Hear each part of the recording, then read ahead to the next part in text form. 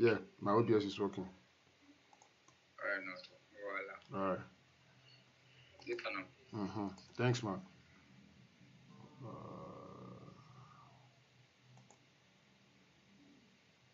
Okay.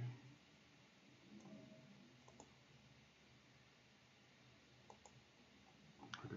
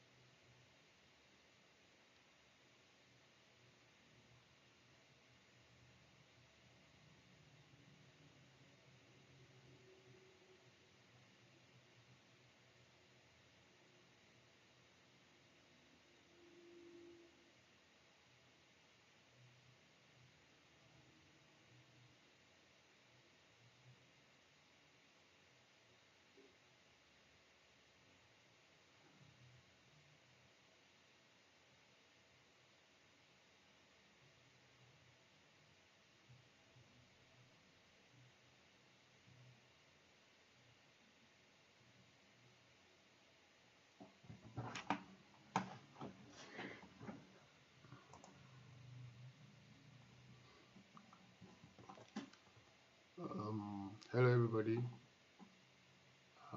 Is there anyone online right now?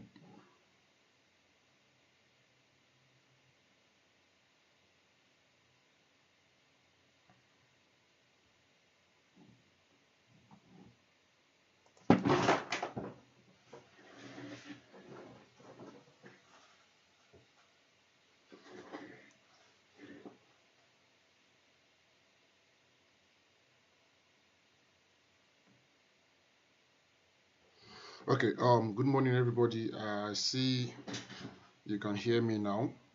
All right. So, the class is about to commence, and then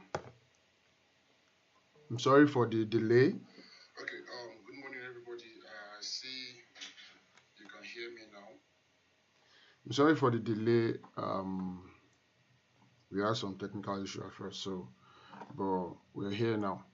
So, um, good morning. Today we are going to be taking landing page optimization and with a focus on the guide to conversion. So the last time we had a class, we talked about web design and the principles that governs it. So we all know basically the simple principles that governs web design. We already have an idea of what um, a proper web page should look like, or what a proper landing page should look like. So this time around, we are going to be talking about web page optimization. So if for every page you have, there is what we call optimization, and then for your, can everybody hear me fine? Please, if you can hear me fine, please type in the comment section so I don't just talk to the air.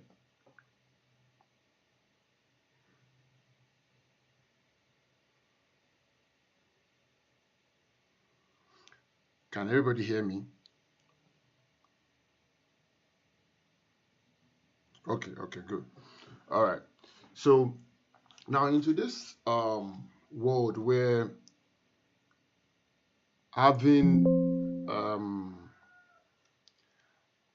having a web page is more important to most people than just say you just want to do whatever you want to do as pertaining to marketing. Everybody wants everything to be seamless about their business. So that's where your job comes in as a web designer.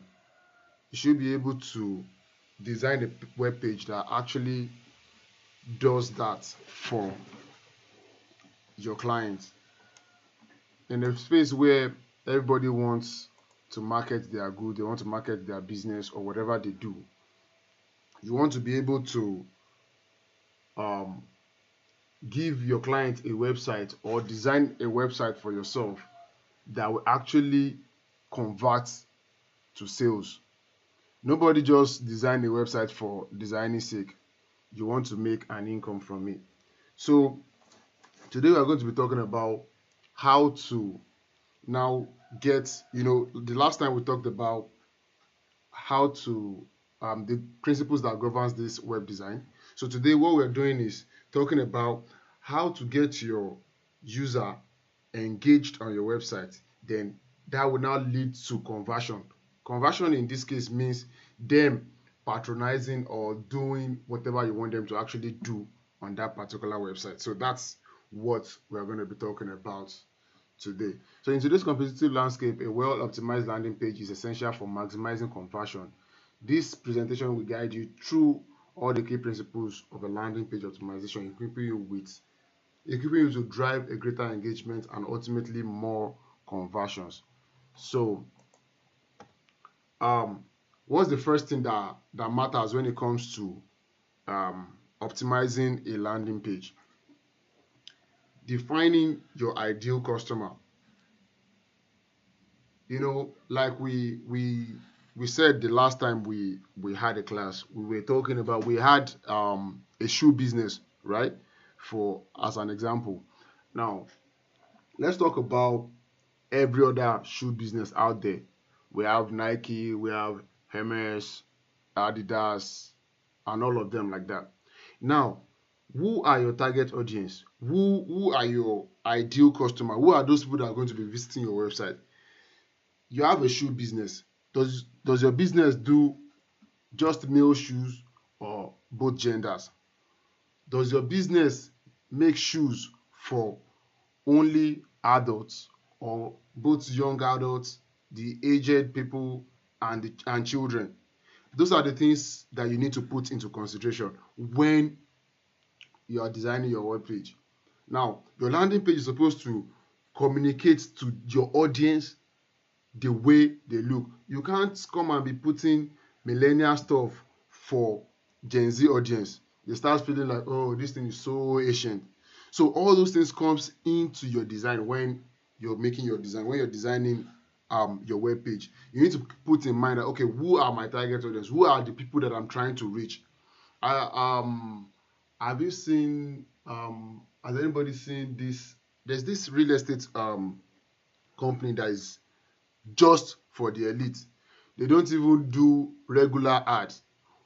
That's because they know their target audience. They know the kind of people that are going to be patronizing them. So when you see the when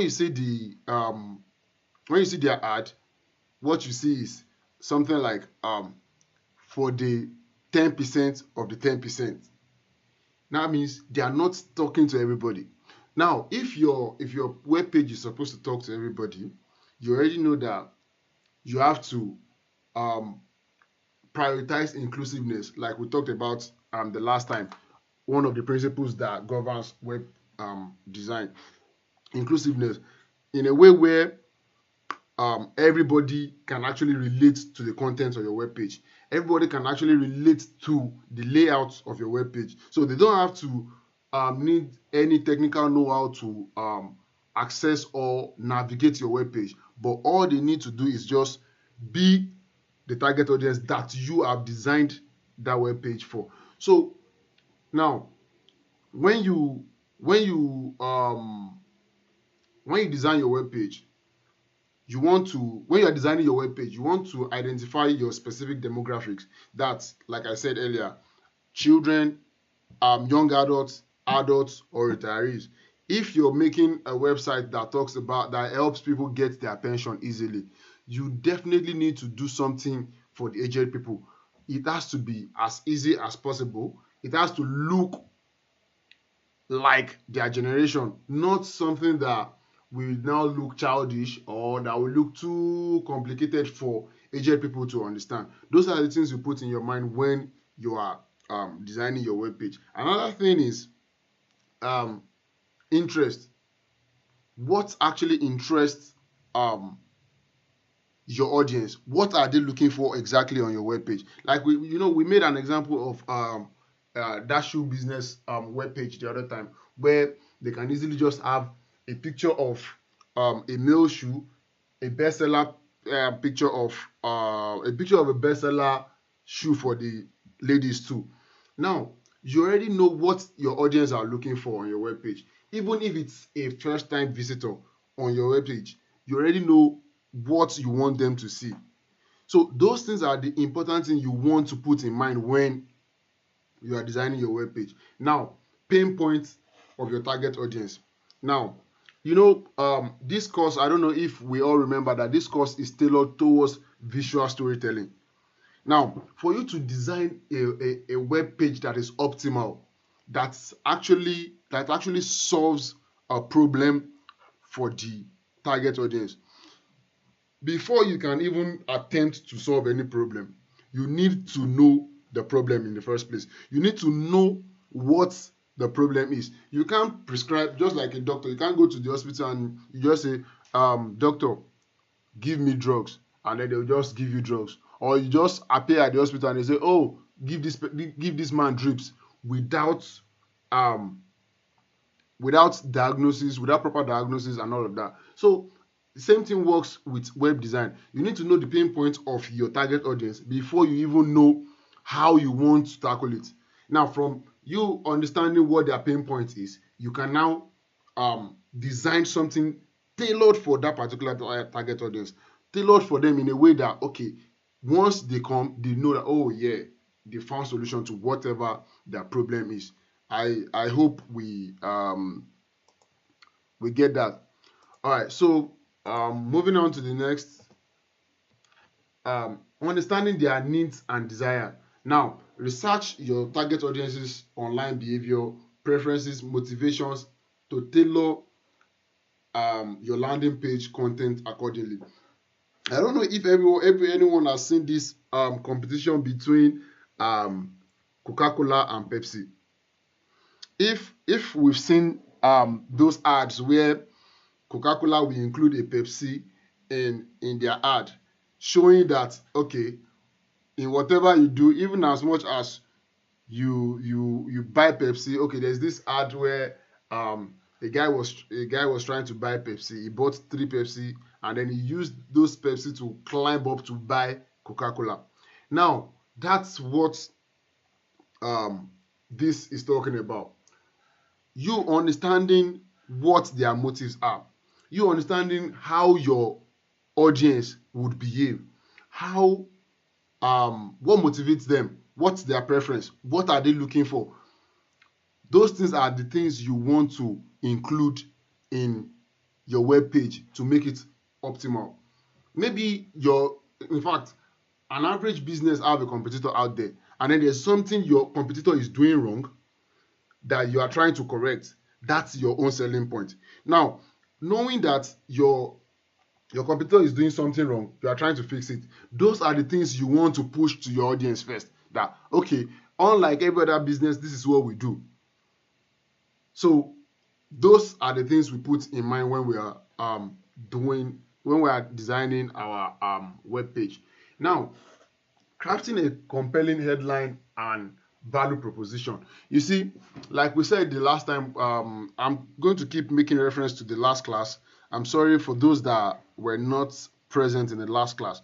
Now, one thing that is very, very important is your headline and value proposition. Now, if you're trying to sell to a particular audience, not necessarily, it mustn't even be a business.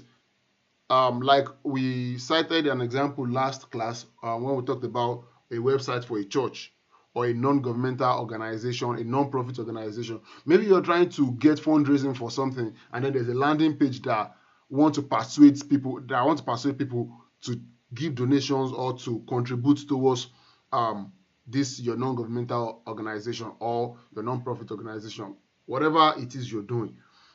Your headline has to be catchy enough and then placed in a way where once people see or read those things, they get attached immediately and then they want to engage.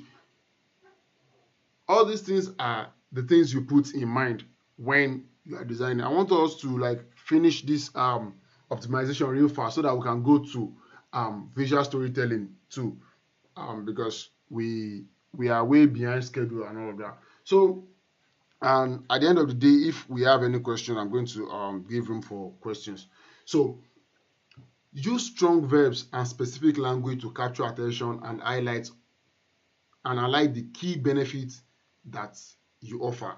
Now, like I said, your competitor has something else they are offering, or there's something they are doing wrong, or there's something they are doing, but you are doing it better than them. That is what you want your audience to see. That's what you want your audience to relate to the moment they get to your page. Now, imagine you get to a website and then it's supposed to talk about the quality of their product, but instead they are giving you something else entirely. Say instead of them talking about probably their latest shoe that they have, then all you see is over 2 million shoes sold in the last quarter of the year, and then we're about to sell double of that in the next quarter. Now, for every average reader, you are now curious how did they manage to sell over 2 million shoes, and why are 2 million people buying shoes from this particular brand? Now you are interested. You want to know more about this business. Now you are even interested. You want to be among those 2 million now that are patronizing this particular brand. So those are the kind of things you have to put in mind. Compelling value proposition clearly articulates a unique benefit and value your product or service delivers to your target audience. Now, we made an example of a shoe business that talks about shoes and their benefits the last time. Say, for example, this particular shoe, you were looking for a flat shoe. That's the example we made the last time. And then on getting to the website, you see the flat shoe, but you see another one that is not too high, not too low. Now, from your value proposition, from a well articulated value proposition, you can tell a business that knows what they are doing, that has something to offer. Now, all these things are very, very important. Although these things I'm mentioning doesn't really come into design, but into composition of what your page does. but it's still as important as your design, because what's your design without the content in it? I hope we all understand this. So optimizing page layout and visual design. Now, above the food content. Now we saw different examples the last time, on during the last class. We saw different examples about how web page can actually work, and how your design actually affects the behavior of your audience. Now, if a user comes to your web page and then in the next 5-10 seconds they can't pinpoint what you're doing, and then that means you failed as a designer. If a user visits your web page and then they are still trying to navigate to see what exactly you do and all of that, then your work as a designer of a landing page has not been done well. Now, let's talk about this particular word that says above the fold content. Now, before your user even thinks of scrolling or doing anything at all on your web page, immediately they come on your landing page, they should be able to see the most important message you are trying to pass. That's what we mean by above the fold content. Before they scroll, before they click on next, read more, or whatever call to action you give on your web page, they should be able to read the most important message. They should be able to get the most important message first. That will lead them to engage and want to stay longer on your web page. That comes back to the 5 seconds rule that I said the last time. If your user cannot get engaged in the first 5 seconds of getting to your web page, then you've not done a good job.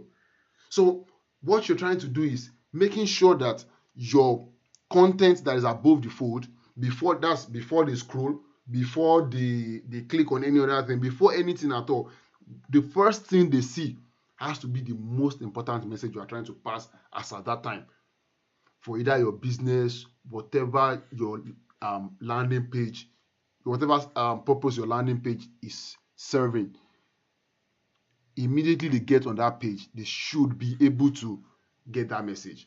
Now, place your most important information and call to action prominently above the fold, ensuring immediate engagement. Who remembers the example I made about saying, imagine you visit a website and what you see is, we help you solve 90% of your problem at the first visit. Learn more. Now, you've already told them clearly what you do as a business. Now, for a user that is visiting a web page for the first time, seeing that you already know, okay, that is the this is what I'm looking for. I want a company with a good success rate. That's who I want to work with. Now, knowing that in the first page already, you want to click learn more. You want to engage on the post and see on the page and see more. See how you can now get your own problem solved. So those are the things that are very, very, very, very important. Now, visually appealing design. Utilize high quality images, engaging videos, and cohesive color scheme to enhance user experience and create memorable impression. We talked about this when we're talking about principles that governs web design the other time. Now, if you're making a design, you need to put it at the back of your mind that you are not your user. It's not about you. It's about the user. It's about the person that is visiting your web page. It's about those that are coming to use that website. So you need to put it at the back of your mind that your images, the color scheme, and everything has to resonate with your audience. It has to send a message to them that actually strike their heart. Now we're going to talk more about all of this when we talk about visual storytelling, because the most important thing about all of this is visual storytelling. Because at the end of the day, if you can't tell a story, there are so many limitations to what you're doing if you're not telling a story with your landing page. So now, how many of us get turned away by low quality stuff? Have you ever downloaded a movie and you see that, oh, this one is low quality, and then you are just not interested in watching that movie anymore? This same thing happens to web pages. When you come to a web page, you are trying to interact with the web page, and then you're not seeing high quality images, or you're not seeing images that actually resonate with you, or that actually speaks the same message as the web page, it becomes a problem. Say for example, we're talking about I'll keep using this shoe business so that we can all follow along, and then we have a pattern to it. You have a shoe business, you have a landing page, and then all the pictures on your web page are pictures taken on your phone, and not just your phone.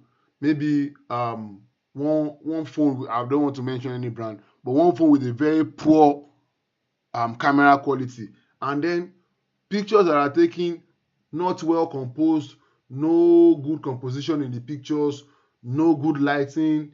In fact, your picture is there, and but then every other thing in the background are still visible in the picture and all of that.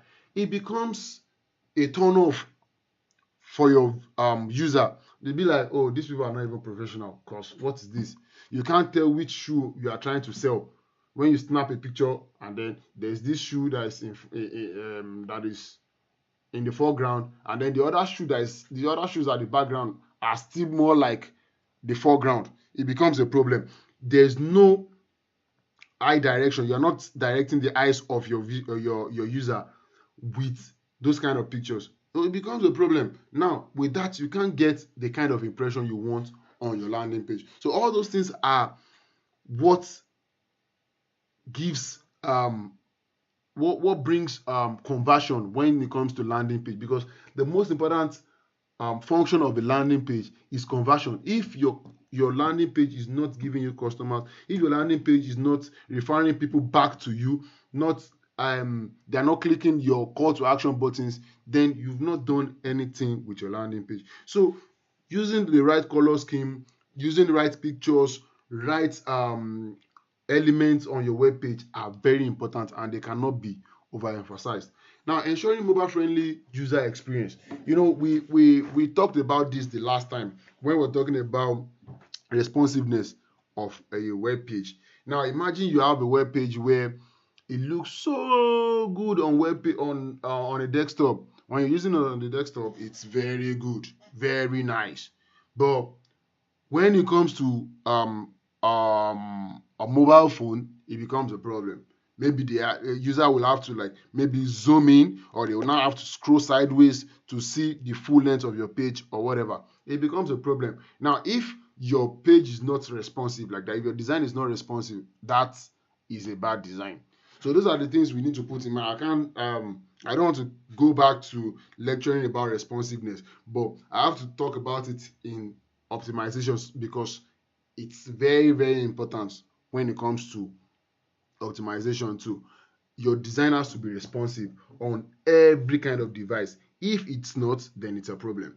All right, optimize your landing page for various screen sizes and devices, ensuring a consistent and user-friendly experience across all platforms. Like I made an example of my mom the other time. I don't want my mom to visit your web page and then she has to go and be looking for extra glasses to read your web page. No, they should be able to get whatever message you are trying to pass on the get-go.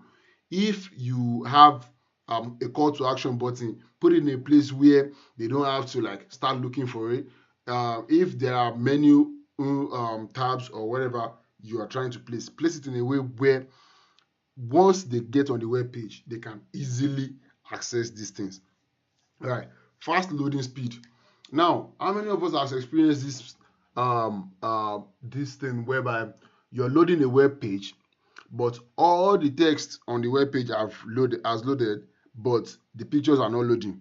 Then you now have to wait, because the pictures will help you we help you understand the text better, but then you now have to wait for the pictures to load. That's not optimal. So those image optimization has to be dealt with during your design. When we get to the practical aspect, I'm going to show you all of this, how high quality pictures can be optimized in a way that it will load faster, and then if it's not optimized, how long it takes to load and all of that. We are going to tackle that when it comes to the practical aspect. So those are the things that you need to put in your mind when you're designing. How long it takes for your page to load. Not everybody has time. Like we said, like we made example of like we made mention of the 5 second rule. If your user is not using your web page in the first 5 seconds of their visit, then you've not done a good job. So now talk about 5 seconds, but your page is taking 2 minutes to load. They have to wait. Hey, it's still loading. I read what's there now. You're still loading. Just wait. Just wait. You understand that kind of thing? It becomes a problem. So you need to understand all of that when you are designing and put them into use when you are designing. Compress your images, optimize your code, and minimize redirects to deliver a fast and responsive experience, especially on mobile devices. You know, unlike desktop platforms, when you're using your desktop devices to browse, sometimes redirection are always blocked by most browsers. But on your mobile phone, if you are the type of people that goes to all these illegal websites to maybe watch movies and all of that, you see that you are trying to watch a movie, but when you click play, it takes you to another page, it takes you to another advertising page and all of that. Those things are what give those people money. But on your own landing page, you don't want anything like that to happen. You don't want any redirection to happen unintentionally. If a user has not clicked a button, you don't want all those things to happen. Those things are what takes up loading time. So you have to optimize your web page very well. Make sure your design is optimal enough to load the fastest time possible. So if your page is not loading, you know that it's the user's internet and not your fault. So those are the things you put in mind when you're designing your website, making it as optimal as possible. All right. So streamlining the conversion funnel. Now, when we talk about conversion funnel, I've been talking about conversion all this while. I believe we all know what conversion means. Conversion is you are you are you are you are advertising your business, you are promoting your brand. Now, does your promotion and your advertisement lead people back to you to come and make inquiries or to come and buy or patronize whatever product or services you are rendering?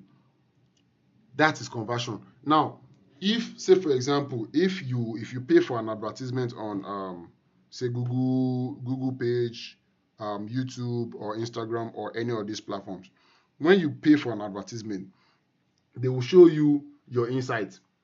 Now, on the insight statistics, what you see is, okay, how many people have seen this?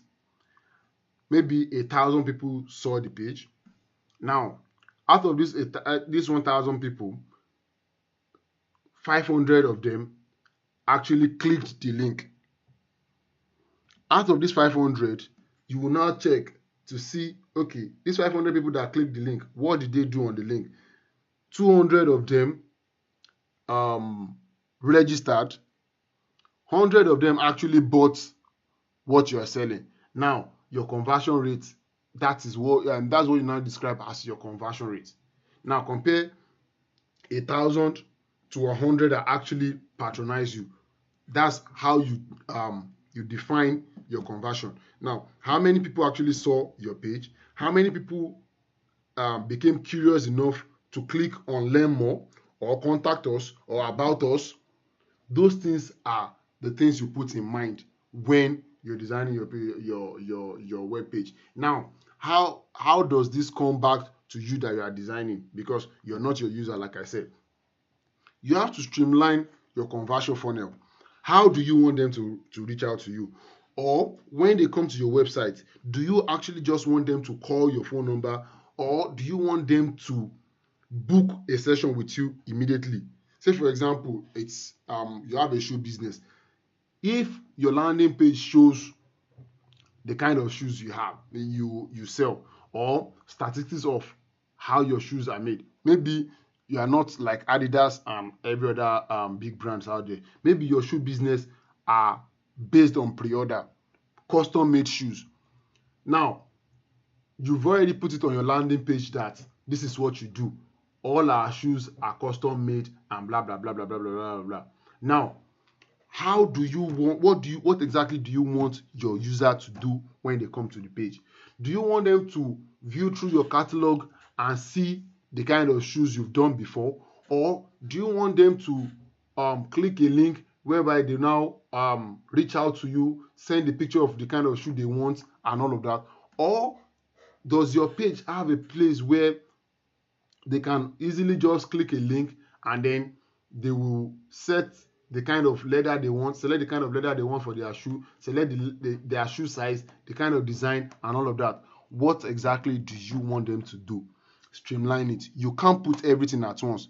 You can't expect your user to be able to order seamlessly on your page and then you still expect them to still call you, or while they are trying to order they need to call you to confirm whatever. No, like I said, all those things are as a result of bad design. Like we're saying the last time, whereby you have a web page and then you need to now call your user and say hello, yes, scroll down first. When you scroll down, you will now click this, you now click that. No, that's not the kind of web page you want to design. You want to design a web page where already everything is there on the from the get-go. They can easily navigate through your website and do whatever they want to do. But at the same time, what exactly do you want them to do?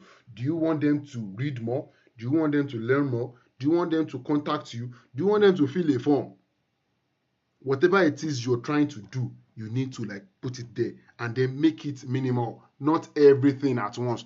You can't say they should reach out to you on Instagram, they should reach out to you on Google, do this one at the same time. No, make sure your conversion funnel is streamlined. Now, clear and concise form field. Keep your form short and simple, requesting only essential information to reduce friction and increase completion rate. Now, say for example, like I was saying about do you want them to fill a form? Say in a case where you want them to fill a form for you. Now, if they are going to fill a form, make the form as simple as possible. Don't come and give a form where the information they need to fill that form is most likely not with them at the moment. They will now have to like say, let me get home, I will continue filling the form when I get home, because this document that they're asking for is not here. Say for example, you are not asking for, you're definitely not going to ask for their driver license number or their national ID cards number or whatever. You don't ask for things you know people don't either know offhand or they carry with them wherever they are. So that in a situation where somebody is on the go, maybe they are driving, they are traveling to somewhere and then they came across your website, or they are doing something else entirely and then they came across your website and they need to fill the form real fast. You want to be sure that they actually fill those forms and then they complete it. So you are not going to put things that you necessarily don't need, or they might not have, even if you need it, they might not have it with them at that point. Keep it very slim in a way that they can easily just come, fill it and leave. You don't want your user to come and say, okay, since I don't have it, then I'll just do it later. Once they say they are going to fill it later, just know that they are not coming back. That's as a result of bad design. So strong call to action. Use a compelling verb. Create a sense of urgency and strategically place your call to action button for maximum visibility and impact. Now, you know what I said about that business that says we solve 99% of your problem on your first visit. Learn more. Now, you've already used a very catchy phrase. Now, your learn more is the call to action button. Place it in a way that they know that yes, they have to click it, because they've read that catching phrase and now they want to learn more. Now, when they click learn more, what do they see? They see how you help them, and then the next thing they see is book a session with us now, not tomorrow. Don't just put book a session or book us. book a session with us now. That sense of urgency is what's going to convert to your sales or whatever you're trying to do. So if you don't put all these things into consideration when you are making your design, it becomes a problem. Because now, after saying we solved 99% of your problem at your first visit, learn more. You now click, you now put a very long article, they read, get to the end of the article, and then there's nothing to do at the end of the whole article. Now they will now have to start looking for, okay, how do we book? And should we click on contact us, or how do we do it? Now it becomes a problem. So all these things are those things you put in mind when you're making your design. It has to be able to convert to sales, visitation, or whatever you're trying to achieve with your landing page. Those are the things that you put in mind. Very, very important. Strong call to action. You need to make sure you put those things where you want them to click it, and then make it as visible as possible.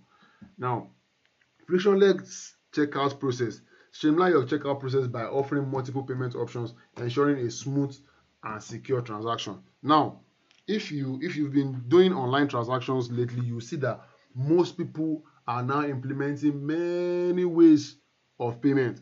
Now, when I remembered when I was going to write Poshutemi some years back, say I think 2011, for a school like that, we wanted to pay for Poshutemi, and then we had a problem. As at that time, I think it was only Remitter, and then Remitter only allows MasterCard. Now, see where the problem lies. You now have to go and send money to somebody that has MasterCard, because, or as at that time, most common cards were Valve and Visa cards. Only a few banks offers MasterCard. Even those ones that offers MasterCard, you probably have to pay like an extra fee to get a MasterCard. Now, imagine the kind of stress you're going to pass through trying to pay for something that you're supposed to just do easily. Now, those guys were able to go away with it because we have to. But for a business that is offering a service or selling a product that is available at every other place, if your payment method or whatever I'm supposed to do with your landing page becomes a problem for me, I'll just leave and go to another one, and that's where the problem begins. So you have to make sure everything is as easy and simple as possible. Now, I've seen payment platforms that now implement OPay payments into their payment platform. Apart from using this your card to pay, or using bank transfer, using USSD code, they use OPay. When you tap on the OPay, it automatically launches your OPay app, and then all you need to do is just approve the payment, and that's all. Seamless transaction. Now, those are the things users are looking for. People can, because of that, leave another business and come and patronize you, just because they know that your payment method is easier. So all those things are the things you put in mind when you're making your design. Just because they know that, okay, they can easily navigate through your own web page and do whatever they want to do, they want to patronize you. They want to visit your own web page other than every other web page. There are times where we used to download, before the days of Apple Music, before Apple Music became very popular and very available to everybody, Spotify and all of that. Those days of China phones, when it wasn't even Android OS, it was Java OS then. What people do is go to websites and download music. Now, there are so many websites. I downloaded, were uploaded, the music web, all of them .com. You see different websites. All they do is you go there and download music. There are pages where before you see where the download button is, you will sweat. You will first see, you are trying to download a Davido music. You will now the first thing you will see is Kiss Daniel released a music yesterday. Yemi and Ade went to perform in Italy. All those, you see a lot of things. You see, in fact, you see every other thing on that page but what you are looking for. Now, that is what optimization actually does. You have to be able to let people see what they are looking for. Now, because of the hassle on some other pages, people now get glued to pages where once you click, the next thing you already see the download button. So those are the things that affect user behavior on your web page. So those are the things you put in mind when you are designing your web page. I hope we are all following. So um, now incorporating social proof and testimonials. We talked about this the last time, whereby you let people come to your web page and then be able to see that other users have used your platform and then they've had good experience. So, for example, I used an example of Google My Business. I used an example of Instagram and other platforms where people can actually just come and say, "Oh, this is what I did. Oh, the ambience is very nice," and all of that. Now, you should be able to incorporate all of this on your web page. Let people see testimonials of how good your services are actually. People will come, say you have a spa. People will come and say, "Oh, I actually had a very good time. It was a relaxing experience for me." Another person will come and say, "Even though it was my first time, it was actually absolutely it was a blast and I enjoyed it. I'm definitely going to visit again." Those things are things that will now encourage other users to say, "Oh, the people have actually been patronizing this business before, and now, yeah, I'm convinced I want to patronize this business." These are the things you put in mind when you are designing your page. In as much as you're trying to make your page very optimal, very minimalistic and simple, you still need to incorporate the most important elements, and those are the things we are discussing today. So customer testimonial showcase genuine customer testimonial that highlight the benefit and positive experience with your product or service. Now, the last time somebody was asking a question in class whereby he said, what about the situation where um, people fake their testimonials, or people give bad testimonials and then they go on to delete it and all of that. Now, as a web designer, your job is to be able to um, give a very good impression. So you want to be able to put those testimonials that actually does the job for you. You don't want things that will now give a backlash on your business.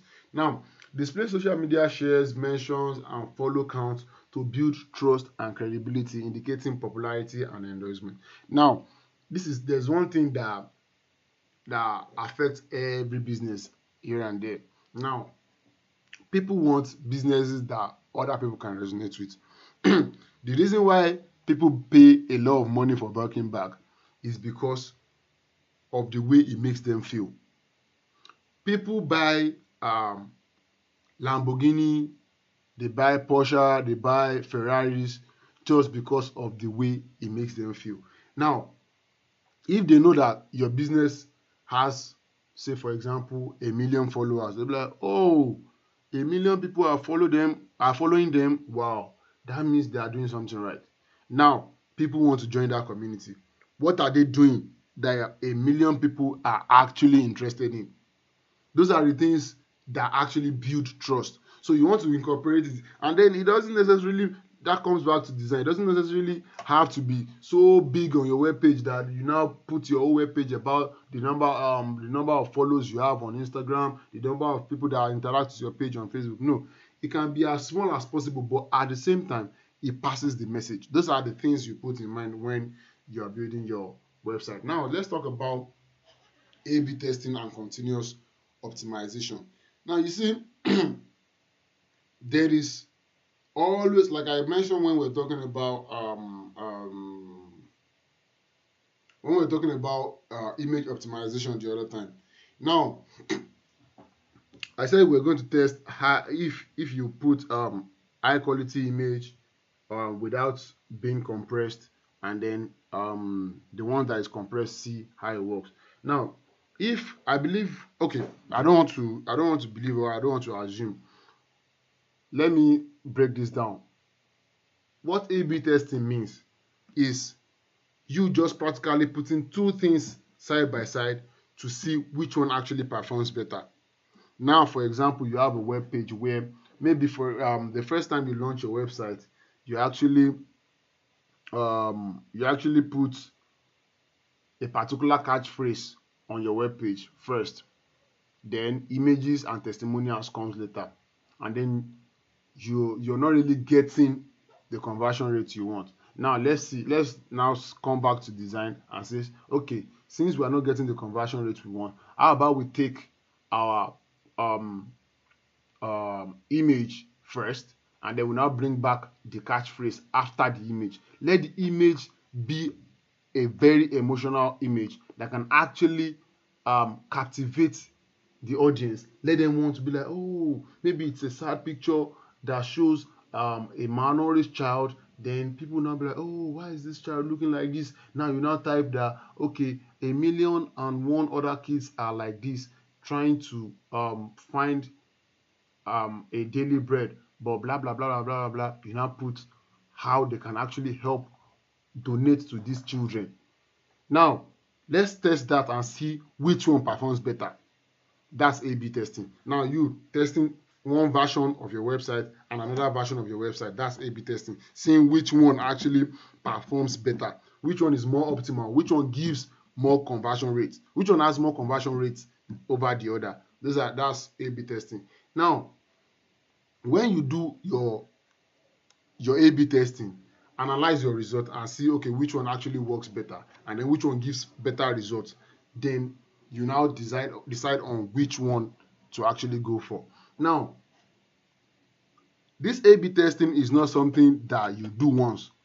It is continuous, because if you don't keep record of how your website actually behaves, it's going to be a problem, because at some point everything you've done on that page becomes obsolete, and then you're not getting conversion anymore. So you have to keep doing your optimization every time. Let's be sure of the performance of your website every time. Keep track of how your website performs. That's how you get an optimally a website that actually functions optimally. So analyze your results, track key metrics like conversion rates, bounce rates, and time on page to understand user behavior and identify the areas of improvement. Like I said, you have to always keep record of what people are doing on your website and how they are behaving, to know if you're going to change something, if you're supposed to rearrange something, if you're supposed to make something bigger or smaller or whatever. From there, you're going to know. Iterate and optimize.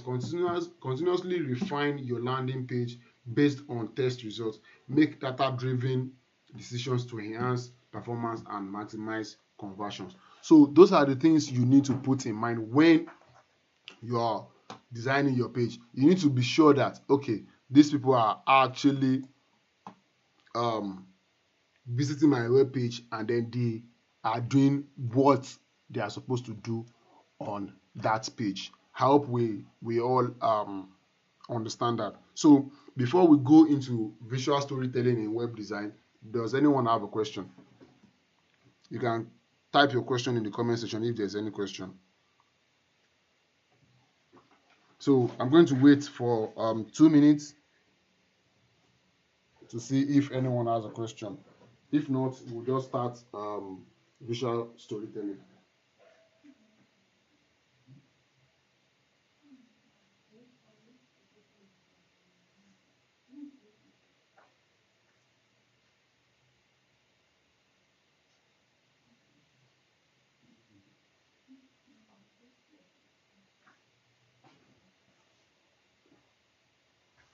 Can we all hear me?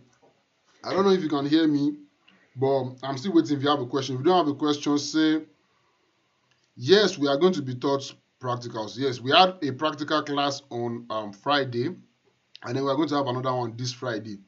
So all these things we've been learning are going to be implemented on Friday. So please, if you were not in the last class, that was this last Friday, please make sure you come on Friday.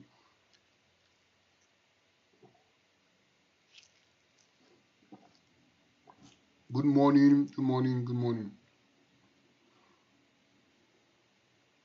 So if you have a question, please type it in the comment section. Let me attend to it before we go to the next class. To the next topic. Okay. If you don't have a question, if you understand everything we've said, please say it in the comment section that you.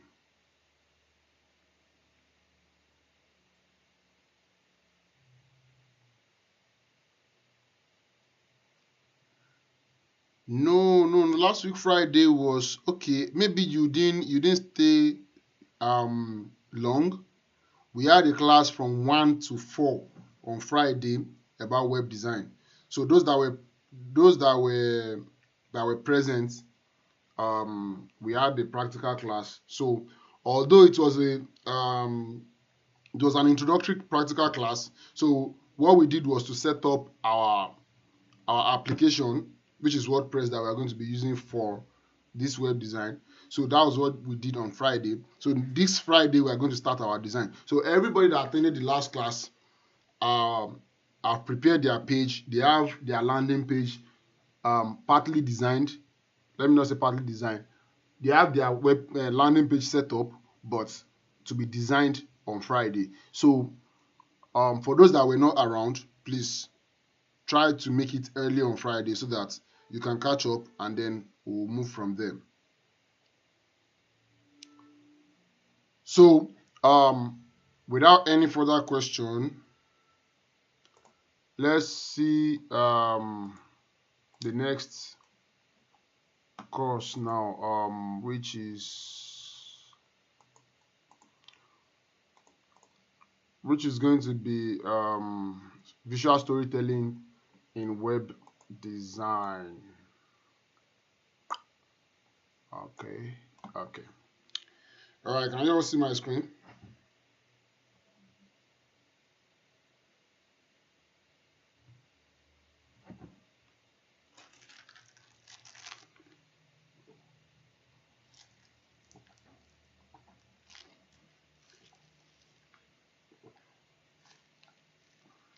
All right. So visual storytelling in web design. We're talking about principles that governs web design the last time, and then we spoke about so many things. Spoke about how to direct the eyes of your audience, how to control your user behavior,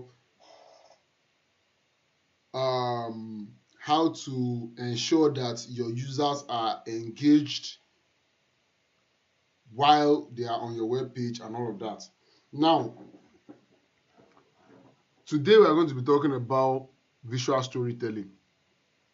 You see, in as much as web design is meant for several things, landing pages are mostly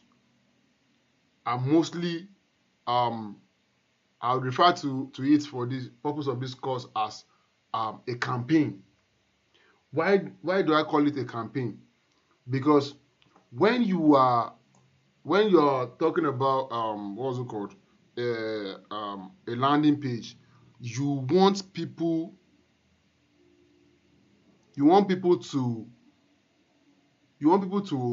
to patronize you. You want people to learn something from the web page. You want people to be able to come back to you and say and visit your business or whatever it is that you're doing on your landing page or with your landing page.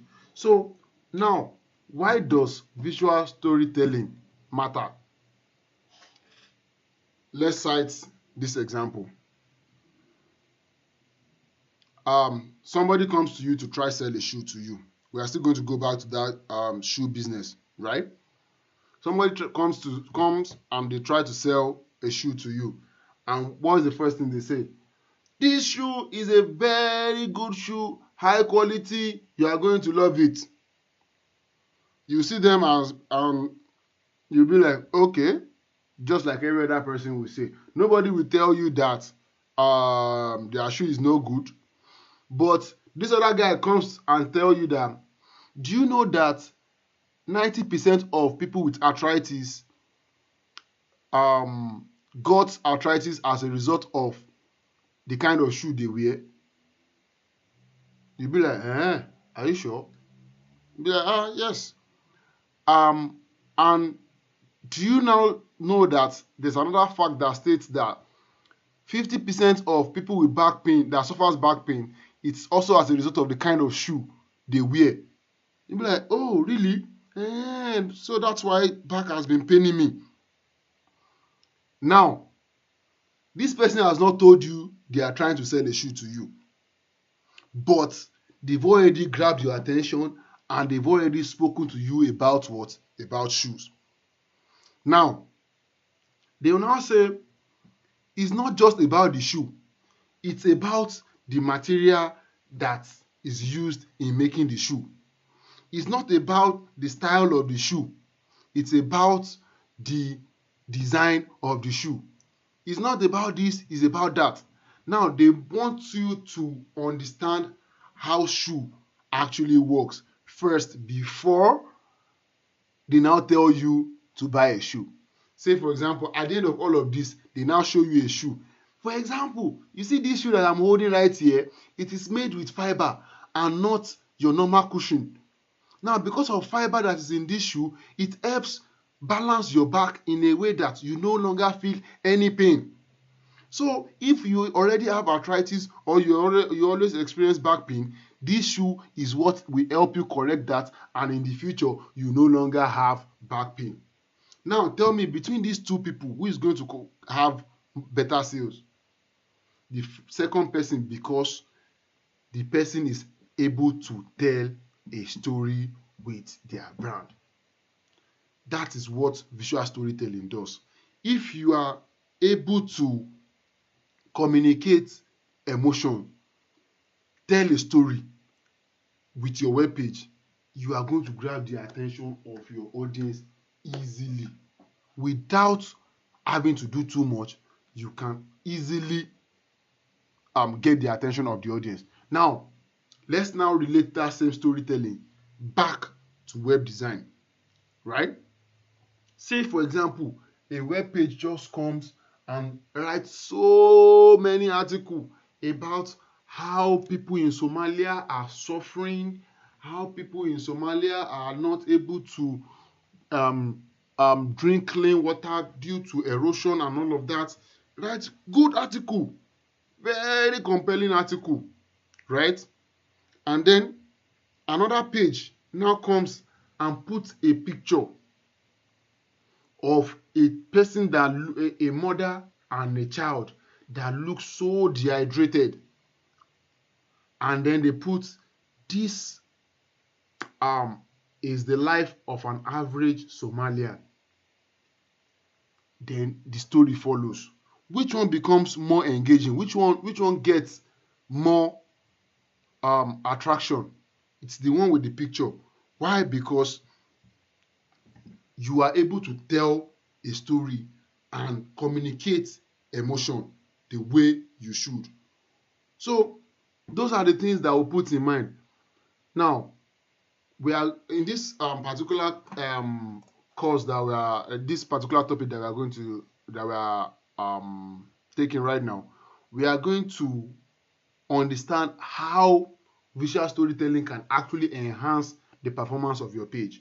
How visual storytelling can help better your landing page. So, defining visual storytelling. Now, engaging content, like I said, visual storytelling goes beyond mere aesthetics. It's about crafting a compelling narrative that resonates with your audience, leaving a lasting impression. So that brings me back to the example I made about that picture. You see a picture of a mother and a child looking very tattered and dehydrated. That picture will not leave your mind.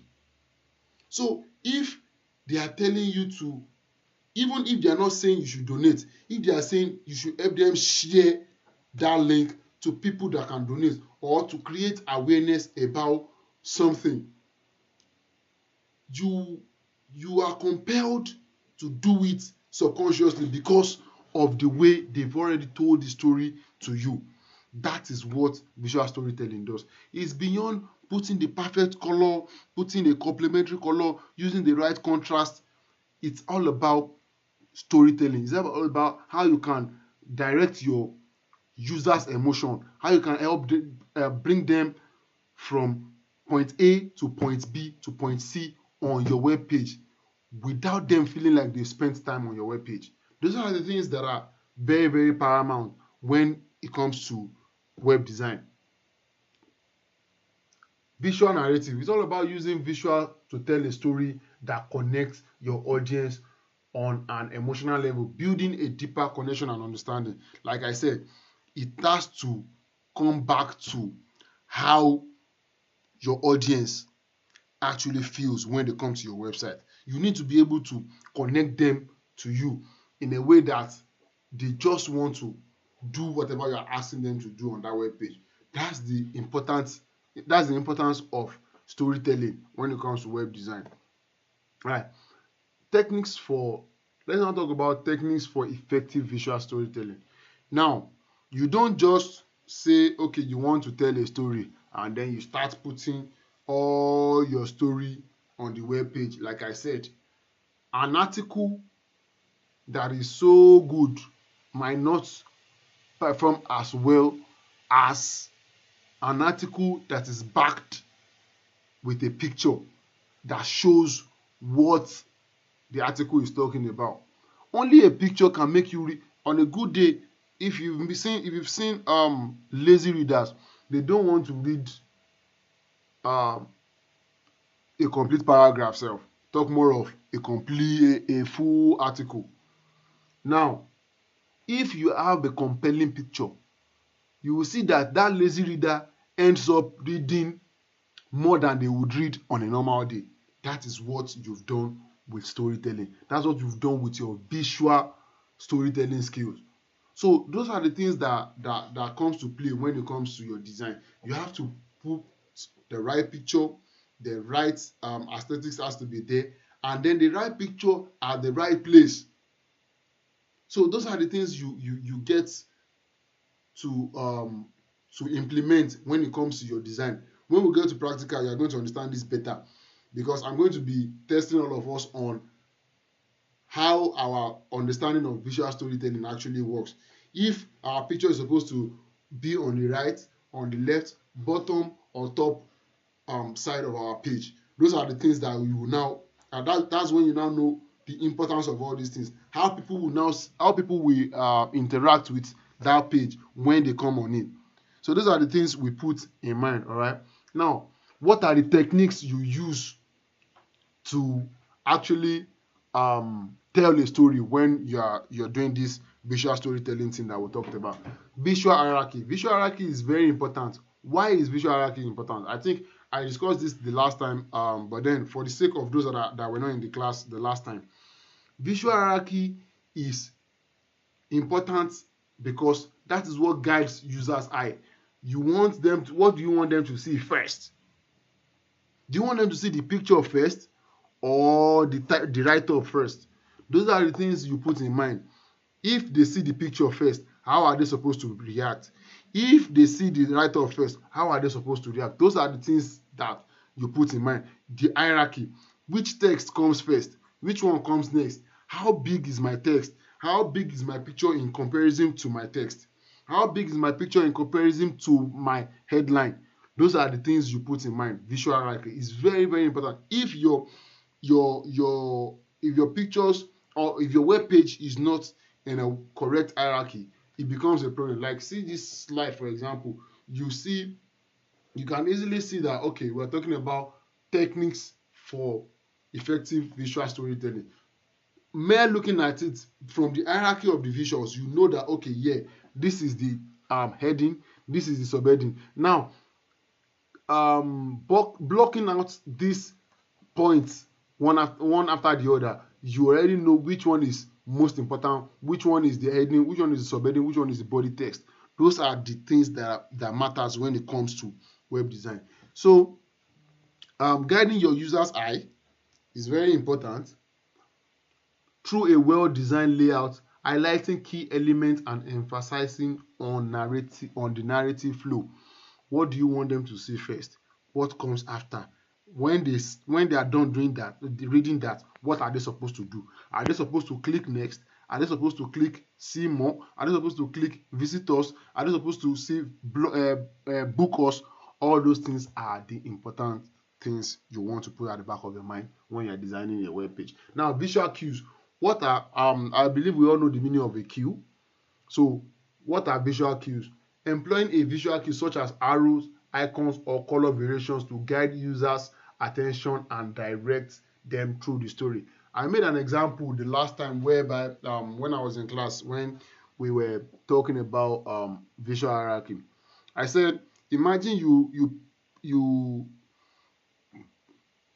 lined up text or elements or whatever it is in a particular order, but in front of one you put an arrow that goes into another. Now, what does that arrow do? The arrow is now telling you that after you read this particular one, you are not reading this, you are reading this other one. Let me make a quick example of that and show you real quick. Say for example, I have morning,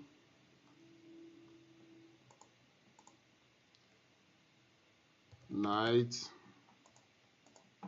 afternoon. Okay, so I now do something like this.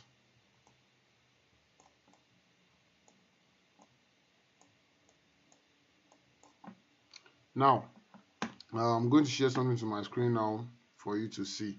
I hope we are all still following. Give me a second.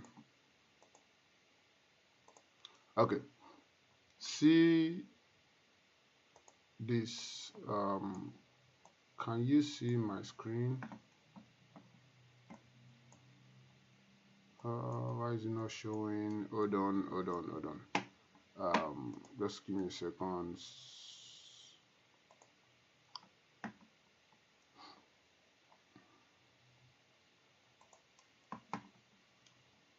Okay, I'm trying to show something so that we understand what I'm saying.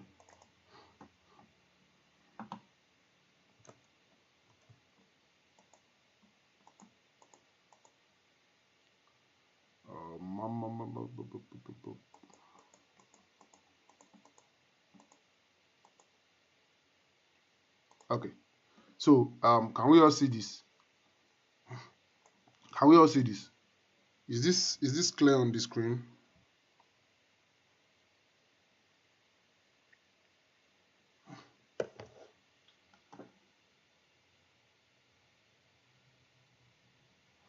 Okay, so in this case, this is what visual hierarchy does, and then this is what visual cue does. On a good day, without these arrows, you would read morning, night, afternoon. But with the arrow, you will read morning, afternoon, night. This is like the simplest example I can give to make you understand it the easiest way possible. Now, instead of you reading morning, night, afternoon, because of the arrow and this cue that I gave here, you can now say it is okay. You now understand that it is not morning, night, afternoon, but morning, afternoon, and night. I hope you understand. So that's a very simple way to understand what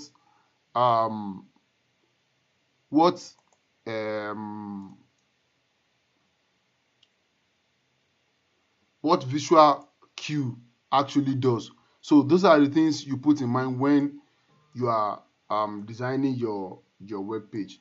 So let's go back to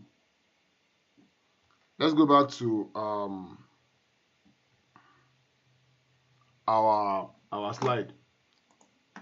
So using those things, using those visual cues, those guides to direct your audience, to direct what they are seeing, will help your page perform way better. And then now it's more like you telling a story, guiding them through each step, through stage by stage of whatever it is they are doing. So now the next thing is emotional resonance, evoking emotions through imagery and design choices, creating a connection with the audience and enhancing the narrative impact. Now I made an example of that charity website the other time. Say a charity website, um you see a page where somebody is talking about um how Somalia people are suffering and all of that, but without a picture. You see, um the performance of that will definitely be different from how a page with a picture will perform. I'm going to I'm going to show I'm going to show you an image now, and then let's see how everybody reacts to it compared to just writing text. Okay, now let's all see this picture.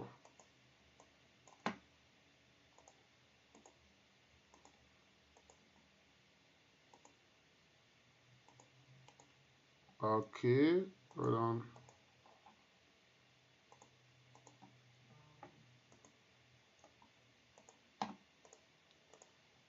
Give me a minute.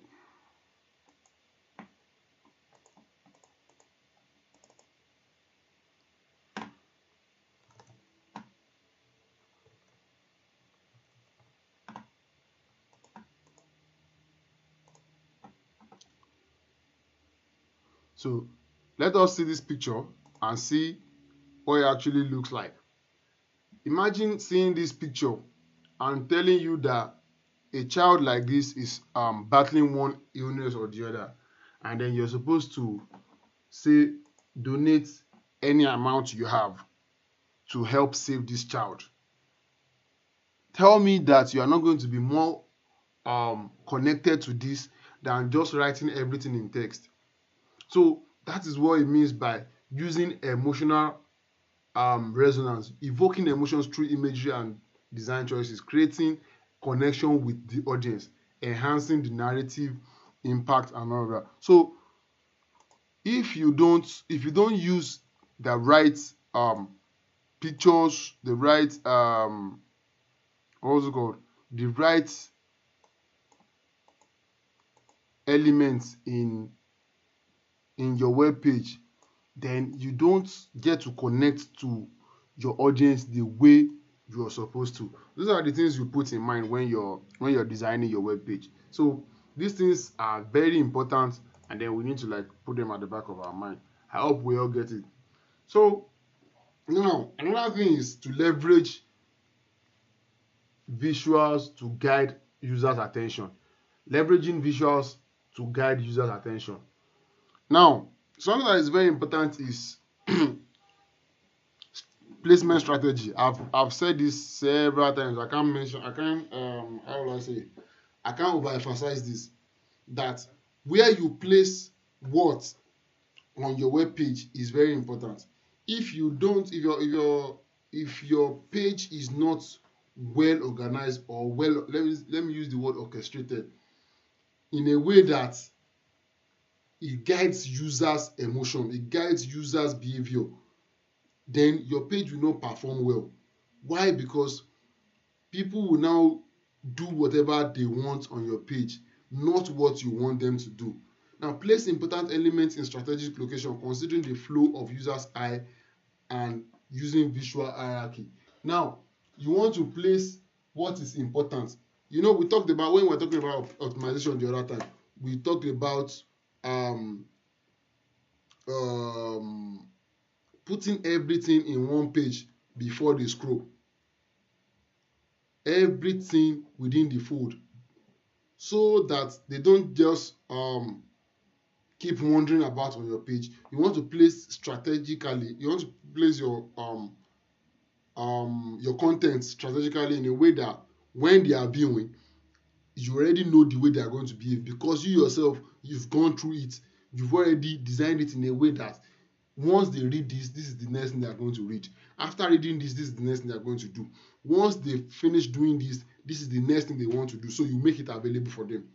So you want to leverage your concept on that design. So you want to put your design in a way that they are going to see it and enjoy visiting your website. They want to see the page and engage, not just visit, but engage in with whatever content you have on your page.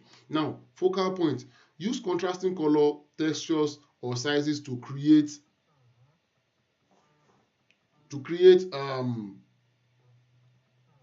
to create focal points that draw attention to key elements and enhance narrative.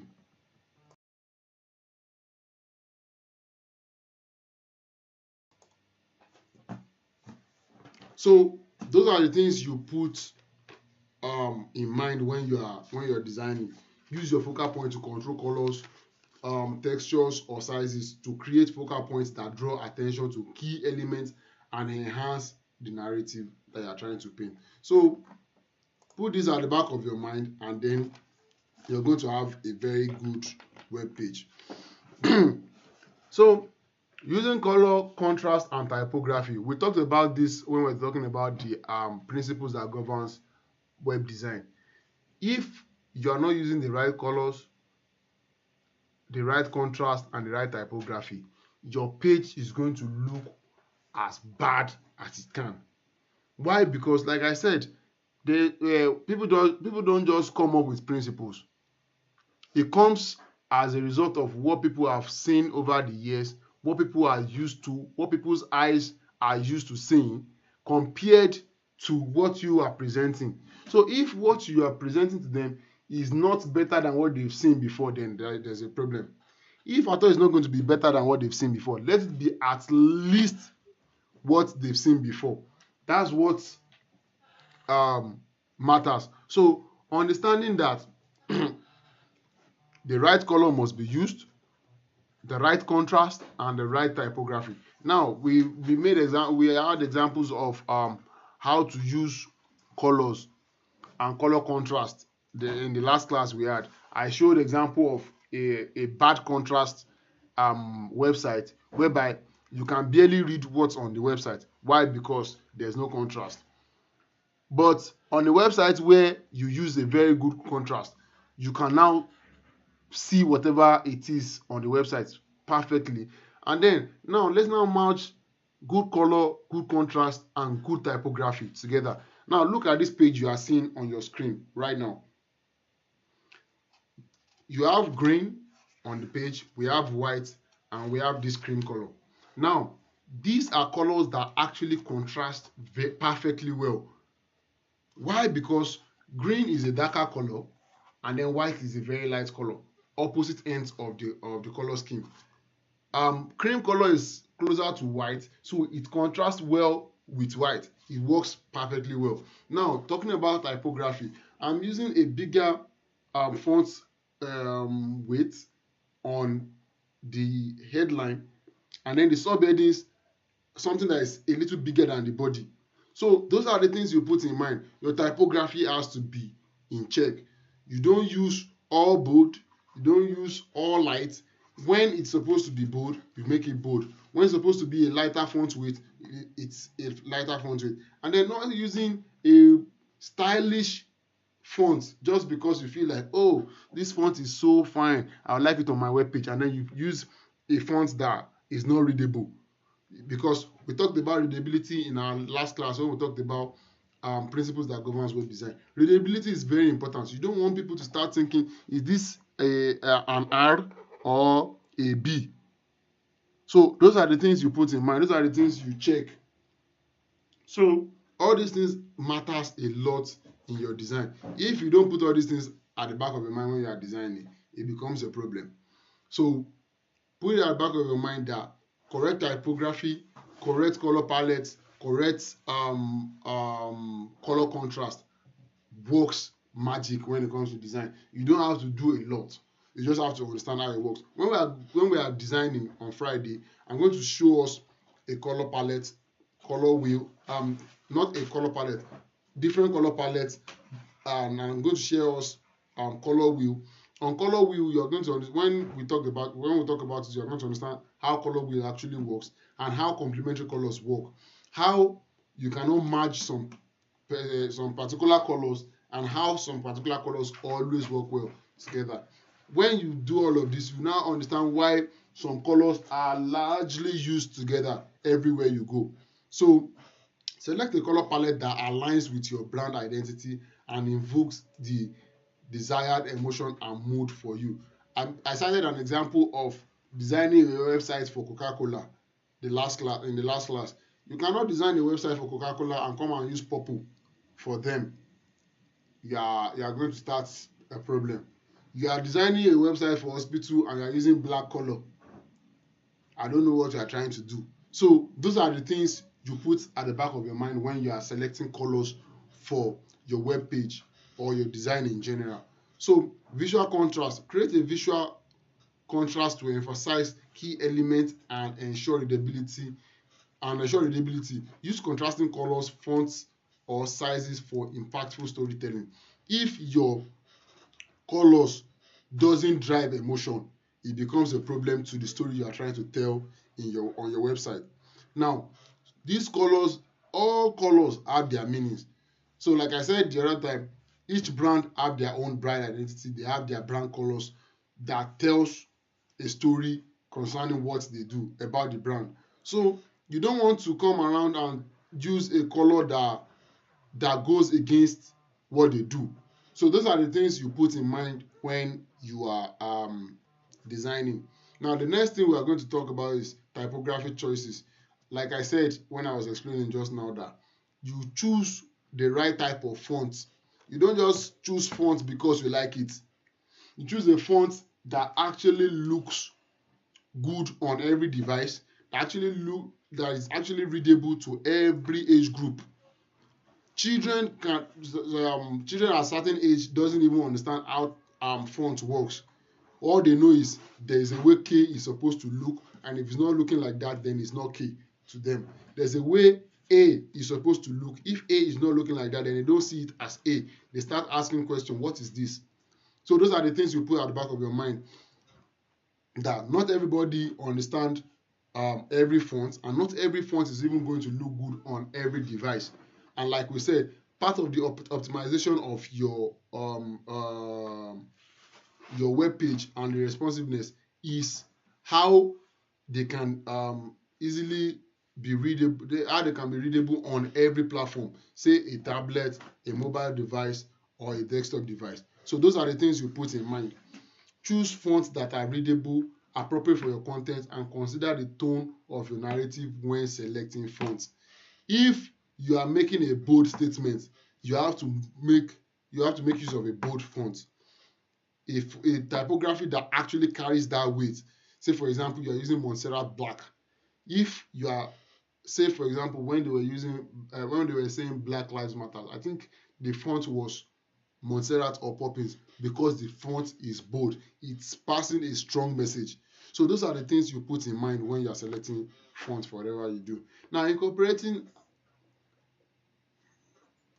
illustrations and photography in your storytelling. We've already talked about photography already. We talked about how pictures can actually change the whole dynamics of what your web page is doing. If you have a very good picture on your web page, it has already done half of the storytelling for you, because they've already seen and then they can already relate to what you are trying to say. But without those things, it becomes very difficult, because it becomes boring and then they just come and start reading. Now, illustrations does magic these days, because there are pictures that, okay, when you are designing your web page, there are things that you can only imagine. There are no pictures that actually tells that particular story the way you want it.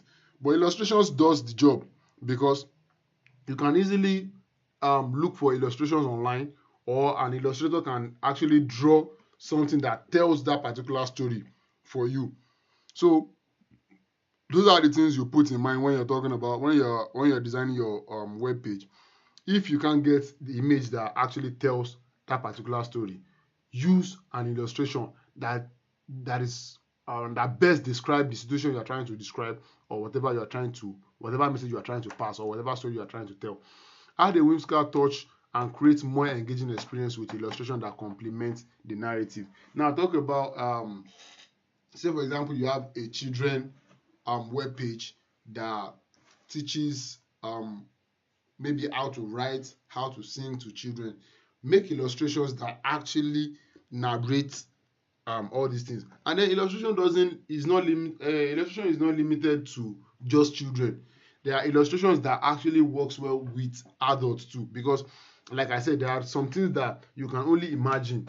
Not you might not be able to get an actual image that tells that particular story, but illustration can do that for you. So getting an illustrator to get you an illustration that actually tells your story, or downloading illustrations of the web that can actually tell your story, can help your visual storytelling a lot and take it to another level. Choose high quality photographs that tells a story and evoke emotion.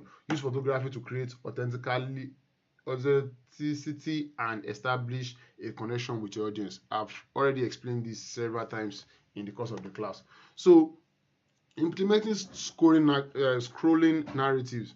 Now see, if you see the top the image on this my slide now, you will see that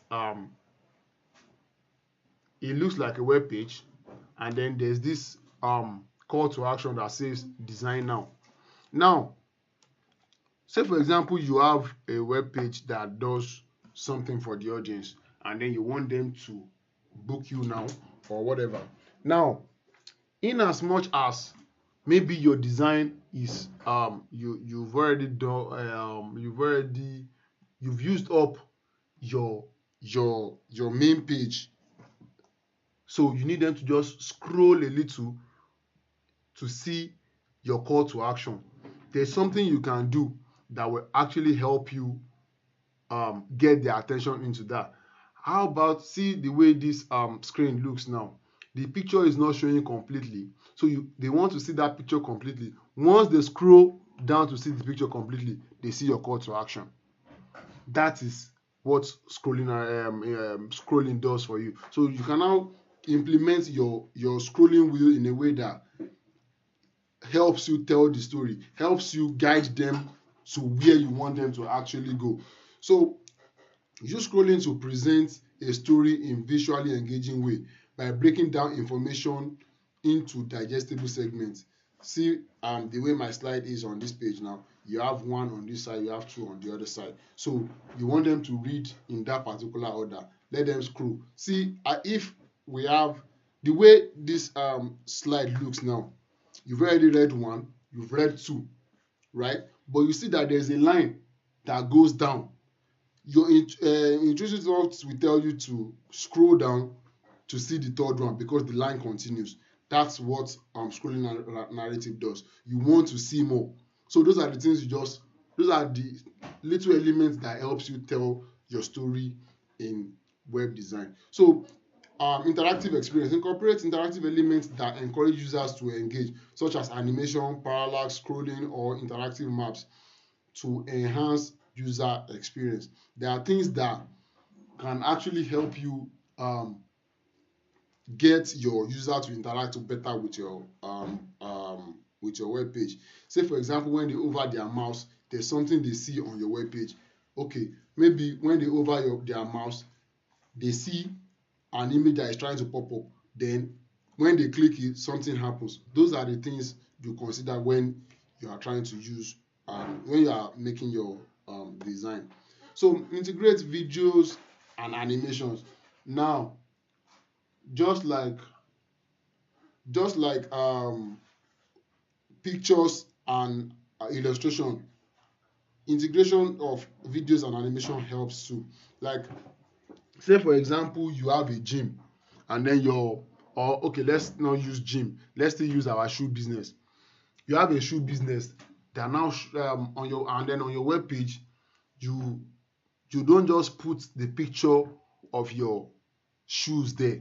You now put video of somebody wearing the shoe, maybe it's a runner shoe, and then an athlete running with the shoe. You know, that will tell a different story from just a still image. So those are the things you put in mind when you are making these designs. So the use of animation can actually help. You can design, you can have an animator animate your shoe, how the whole layers come together. If you visit all these brands, top brands like Nike and everything, you see animations on their webpage. You see, say for example, how the whole materials, just animation of how the whole materials come together and then makes that shoe. If you go to maybe Burger King website, you see animation of how the bread falls, the the lettuce, every other ingredient, and then how everything just fall on each other. It's visually appealing, and that's what people resonate with. They want to see those things. They want to engage with stuff like that. So those are the things that you put in mind when you are designing your web page.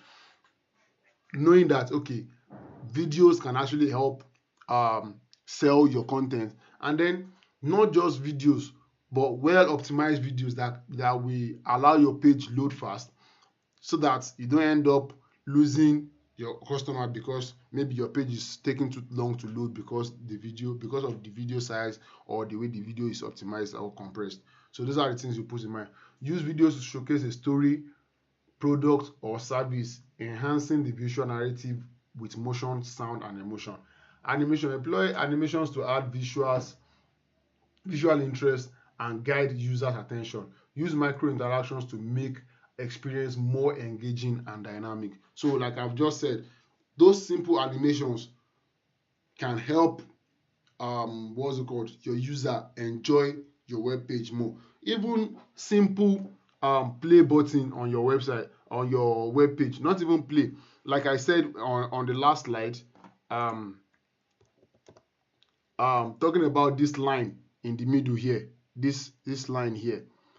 um if after reading this you make it in a way that if they put over their mouse, and then this line is just going to drag down from here in an animation, right, it's going to make them want to read even more than just a still line. So that's what simple animations can just do to your website. They can enhance the beauty, and then it helps your storytelling skills, not skills, it helps the story you are trying to tell on your website. So enhancing user engagement with visual storytelling. First thing you want to understand is emotional connection. Create a connection with your audience by telling a story that resonates emotionally. Brand storytelling. Use visuals to communicate your brand values, mission, and personality in a clear and engaging way. Now, I've talked about this emotional connection before, talking about how picture can tell a story, can help get people's emotion up, and then let them want to engage with your page. Maybe you want them to buy, maybe you want them to book you, maybe you want them to learn more about what your business is all about, and all that. You want them to donate or anything. I've already talked about that emotional connection. Now, brand storytelling. Now you want to be able to tell a brand story. Every brand has their story. Every brand has a story to tell. Every brand has a reason why they have their website up. You have to be able to visually tell that story, not until they read a 10,000 word article before they understand what the brand is all about. So those are the things you put in mind when you are designing. And then user experience is very important, because if your user is not satisfied, then you've not done a good job. If your user is not engaged, you've not done a good job. Like I said, it is UI UX and not OI OX, not owner experience or owner interface. It is user interface and user experience. So the way your user behaves is what matters. So you need to enhance their experience every time they come to your website. You want them to have the best experience they can. So you want to be able to tell your story in the most compelling way possible. So we're rounding up already. I know most of you will be tired by now. It's been almost 2 hours.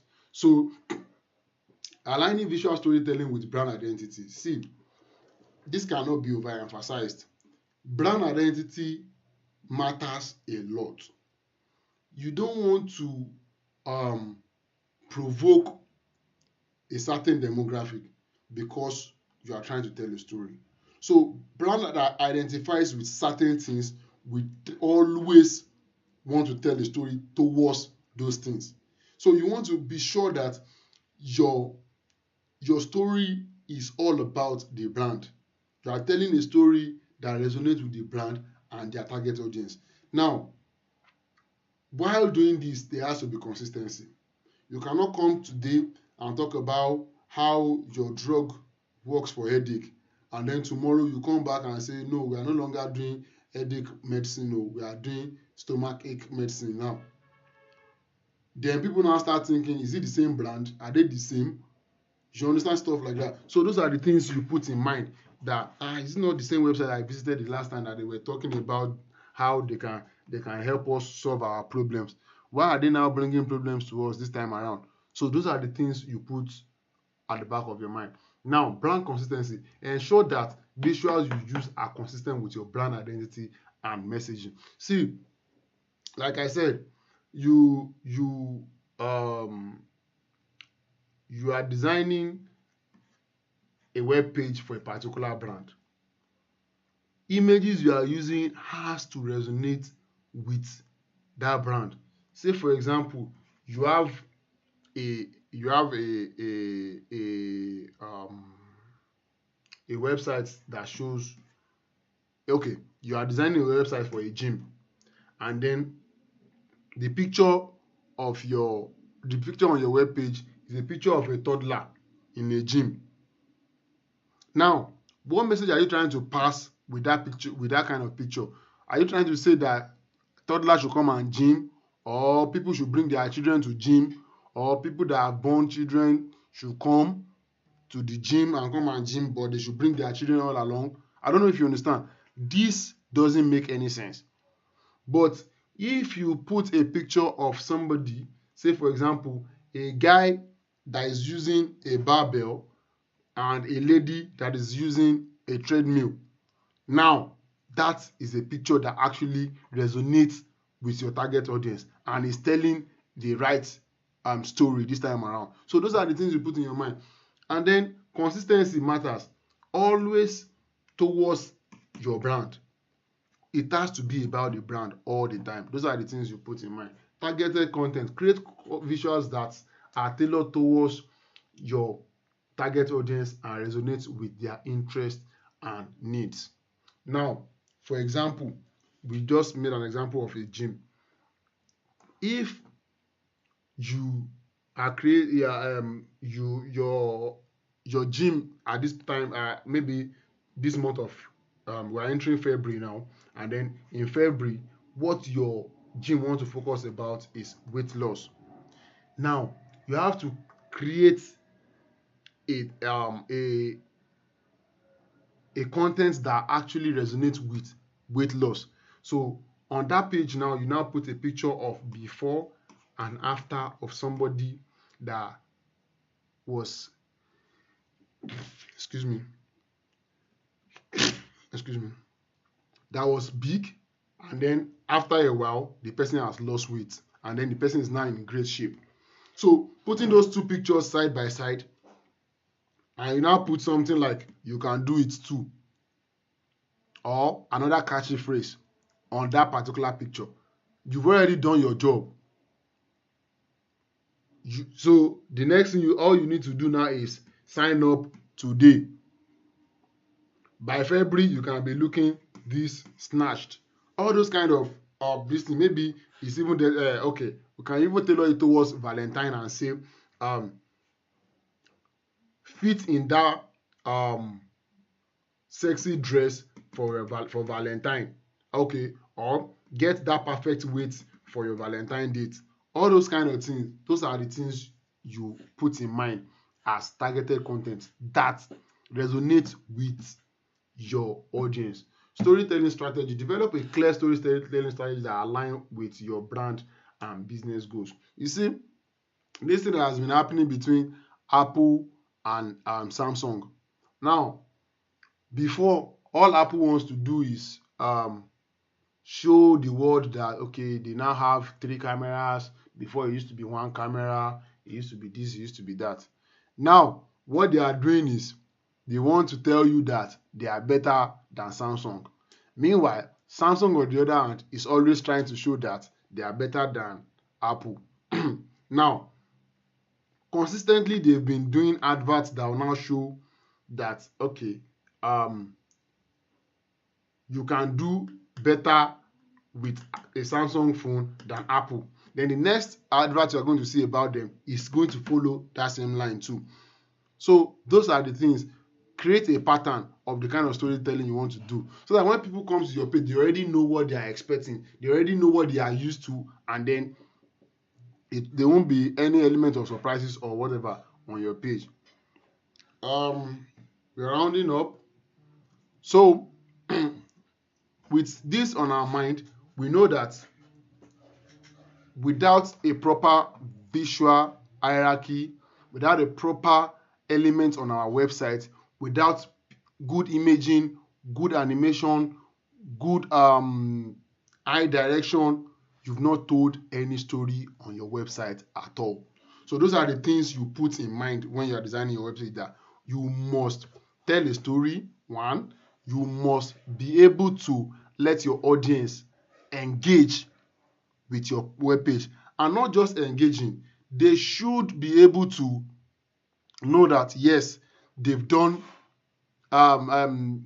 they should be able to relate with what you're trying to sell to them. I think I hope we understand what I'm trying to say. So connect with your audience emotionally. Let them be able to come back to your webpage. Let them be able to do whatever it is you want them to do on your webpage. That's what visual storytelling does. So say for example on Friday now, I give you a plain canvas and say design a web page for who for a shoe brand. You now already have an idea that okay, yes, at the top of the page I'm supposed to have a picture, right? Under that picture I'm supposed to have a very bold text that reads blah blah blah blah blah blah blah about the shoe. After that, I want people to say buy now. All right, so those are the things that you have to put at the back of your mind, that you are telling a story. You want your audience to be engaged with your page. So you want them to know that, yes, this is what you are trying to sell to them, or this is the services you render, and all of that. I hope we all understand and we had a good time on this, with the class. So that will be all for today.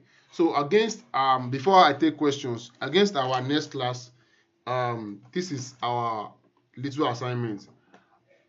The practical class we had the last time, I told everybody to redo everything we did in class personally and be sure that yes, everything work on their end. And then if you encounter any problem, you should document your errors and all of that, and then we'll fix it on Friday. So this is an additional